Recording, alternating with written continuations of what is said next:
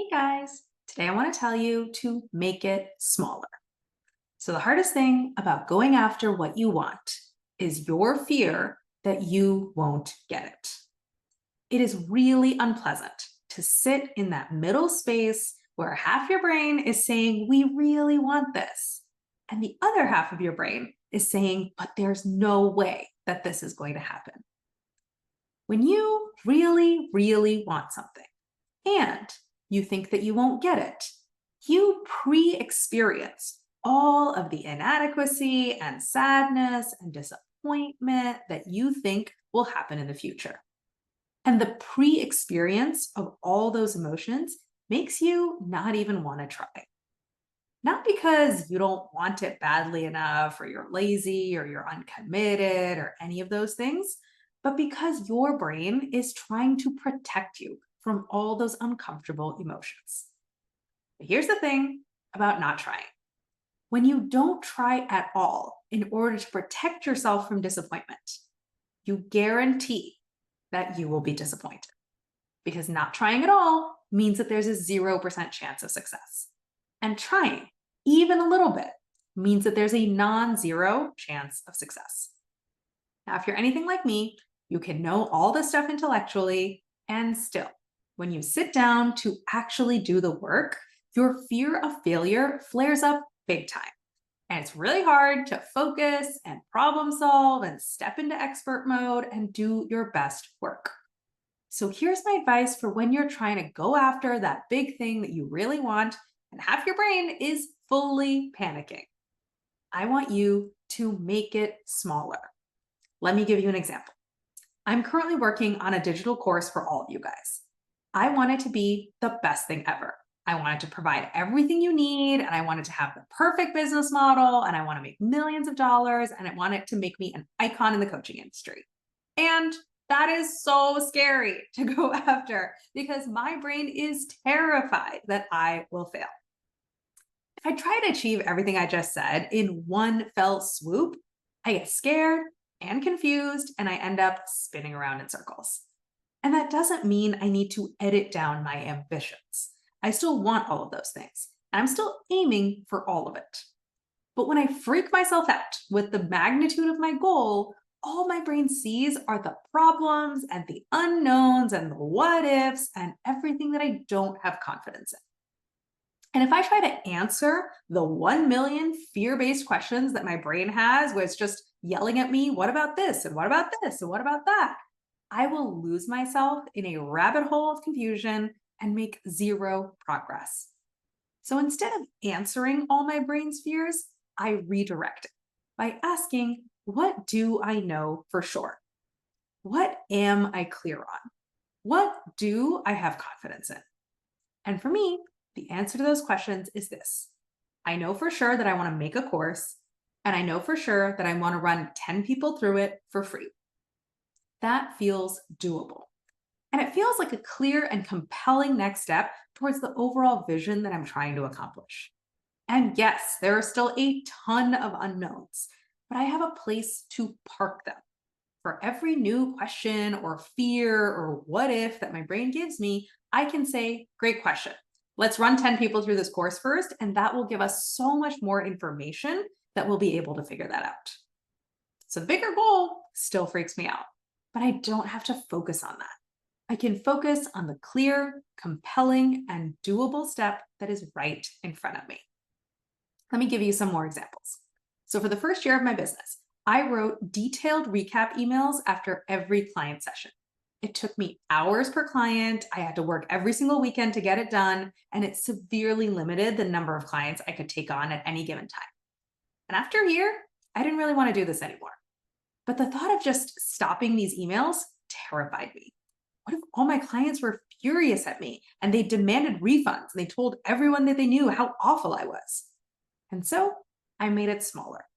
Rather than stopping all at once, I ran an experiment where for 20 client sessions, I emailed the client afterward and I told them, let me know if you want a write up. I basically just made the write ups on demand rather than by default. And guess what? Nobody asked for a write up. And just like that, the recap emails were gone. Let me give you another example. I would really like to drink less, Now, I love winding down with a glass of wine or two, but inevitably, when I drink, I get really snacky. I eat a bunch of junk food. I don't sleep that well. And then I wake up feeling kind of gross the next day. But the thought of never drinking ever again feels terrible.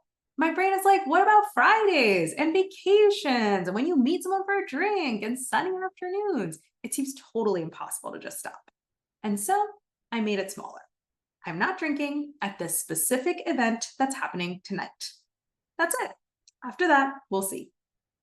Or to give you another example, my entire pivot from my corporate career to coaching was made through a series of make it smaller steps. In the beginning, all I knew was that I wanted to do something that involved writing. I wanted to help people. I wanted full intellectual independence. And oh, by the way, I also wanted to make plenty of money and not trade down on my expected post business school career trajectory in any way. Where does that exist? Trying to figure that out all at once was terrifying, and it was frankly impossible. I genuinely didn't have enough information.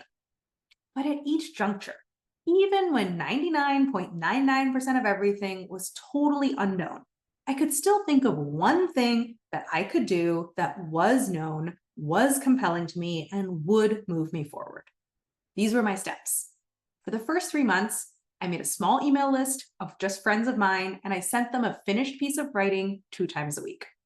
My goal was to do that 100 times and then look backwards and see what it was that I was trying to say, and then figure out how I might shape that into a career or into some kind of product. Then, for 6 months, I did a coaching certification.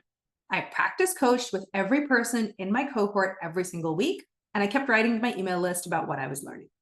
My goal was to figure out whether or not I liked coaching, whether it was actually a good fit for me and my interests, or whether I needed to find a different path that was more directly writing involved.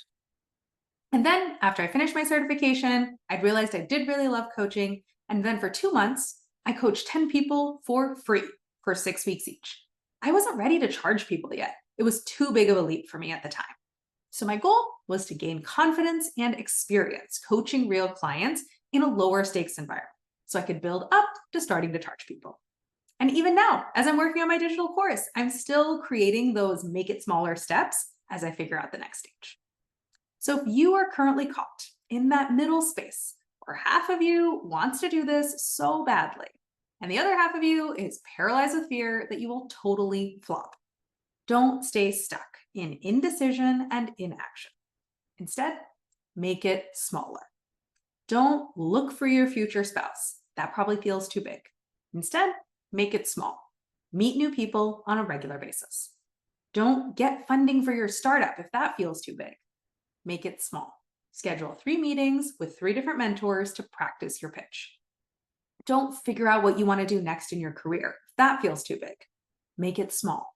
Have 5 coffee chats with 5 friends in different industries and ask them for their advice. Action creates clarity. Action creates motivation. And most importantly, action updates your self-image and makes you feel like you're becoming who you want to be. Making it too big keeps you stuck in inaction. Making it small gets you moving. And I don't want you to just get moving. I want you to stay moving. The path to creating the life that you actually want, the career you want, the relationships you want, the habits you want, the overall emotional experience that you want. That path is full of roadblocks and obstacles and dead ends and uncharted sections that you have to hack through yourself. And I don't say that to depress you. I say that to tell you that if you've been feeling stuck, or like you're going backwards, or as if you're wandering around in circles feeling confused, nothing is going wrong here. This is your journey going right. You don't need to blame yourself or second guess your decisions or squash your desires down and do what you're supposed to do. You just need to get appropriate support for the path that you're on. Nobody thinks that they're weak or uncommitted for not being able to climb Mount Everest all by themselves. Summiting Mount Everest is a journey that requires external structure and support. And in the same way, you are not weak or uncommitted or not trying hard enough if you're feeling stuck right now. The path is challenging.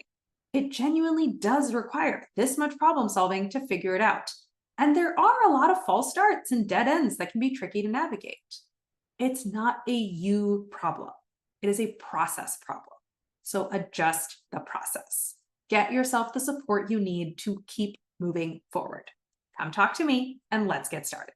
Go to the link above and book a free coaching consult.